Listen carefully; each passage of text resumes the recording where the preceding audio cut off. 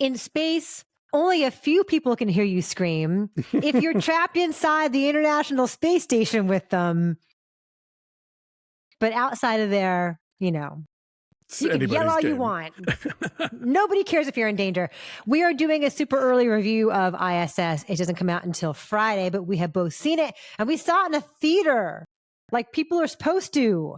And so here we have a review for you. If you've not subscribed, you should, because we're going to take you all the way through January, all that stuff that maybe you're like, about. We can talk about it and maybe help provide some guidance to you. So hang out with us. Alonso, what's I.S.S. about? War has broken out below.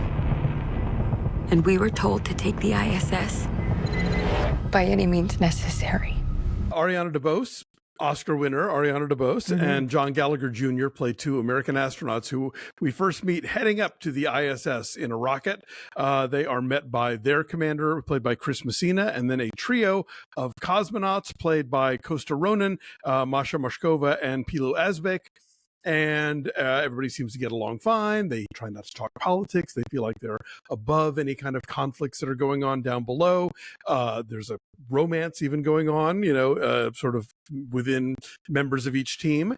But then suddenly one day out the portal window, they see these bright lights going off and they realize that there's a nuclear war happening and the warheads are dropping.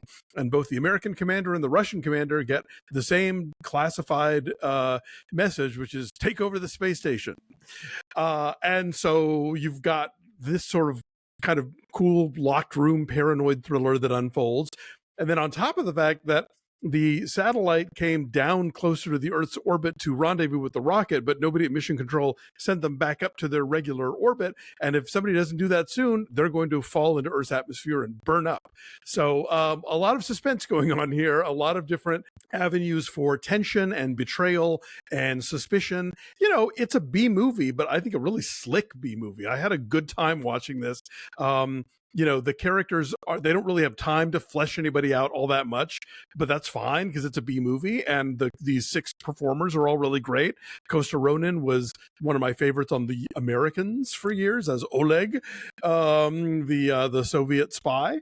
And so basically it's a constrained space. You go outside the airlock, you're going to die. There's a lot happening here, and I really enjoyed it. I think it is not any smarter than it sounds, and anything it has to say about international cooperation is pretty obvious. But just as a lean and mean thriller, I enjoyed it.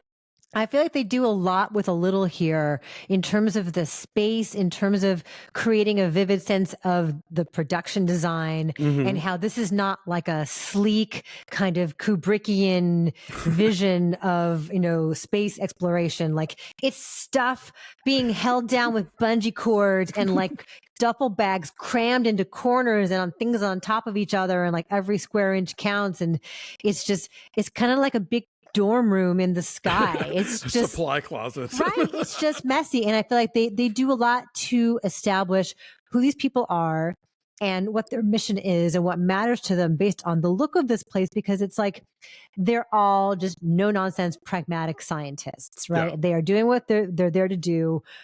You get just enough of a backstory in that ascendance to the space station between John Gallagher Jr. and Ariana DeBose to figure out a little bit about each of them.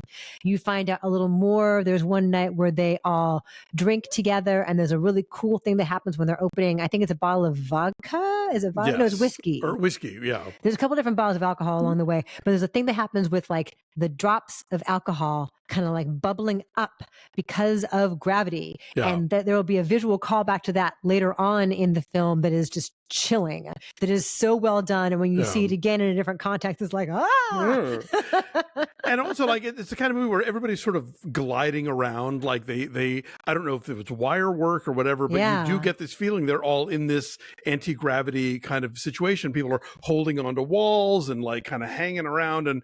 And so, yeah, you're right. I mean, this is, like I said, in my review, this movie's probably made for a fraction of the budget of Gravity, but it definitely captures that sensation of being up there and being in this tiny cramped space and floating around and all of the mechanics and logistics that you would deal with there on top of this sort of thriller plot, And the sense of claustrophobia in like there's really nowhere to go for privacy. Like if Yeah. you want to have a private conversation with somebody, you've got to do it in their sleeping quarters, which is like A phone booth. coffin, essentially. Like there's enough, they sleep standing up and have to be like, well, one creepy thing is that one person does not sleep standing up, and that part's creepy. But like, there's like a laptop, and there's like a place to hang in your little snuggie bag, cocoon. and that's it. And so I think that too creates a sense of tension, and everyone is good in it, and you are in their shoes as far as increasingly mistrusting everyone. The people that you thought were your allies perhaps are not, and those alliances are constantly shifting.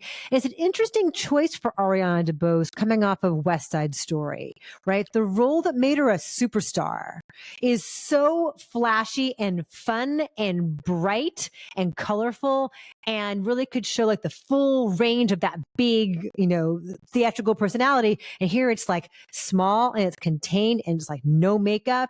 And she gets to be a lesbian. Yeah, I think it's a brilliant choice, because it's the kind of thing where she could have either made like some really glum Sundance drama about like a woman trying to save, like they want to take her baby away or something. And instead she's like, no, I'm going to do this like genre movie where like I'm not being asked to be Sigourney Weaver. It's like she's not battling any aliens. That's true. But it is very physical, and it is very, like you said, stripped down, no makeup. And I think it's a bold choice and a smart choice, because we know she can be, razzmatazz, and this is more like calls upon her to do some acting in the sense of, being somebody who's the star of a thriller.